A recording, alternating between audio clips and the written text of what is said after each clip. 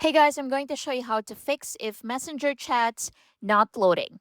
So if your Messenger chats are not loading, try these fixes. So go to settings. So open settings and check your internet connection. So click on Wi-Fi. So you can switch between mobile data to Wi-Fi or Wi-Fi to mobile data. Next, you can go back and you can update Messenger. So you can go to App Store and search for Messenger. Then open it. Then click the update button in here if you see it or if it's available. And it should update Messenger to the latest version. Then reopen it again and see if that solves the problem. Next, you can also try to reinstall Messenger. So close Messenger and tap and hold it.